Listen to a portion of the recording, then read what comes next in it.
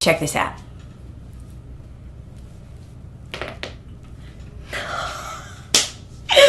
That was exciting. That felt so good.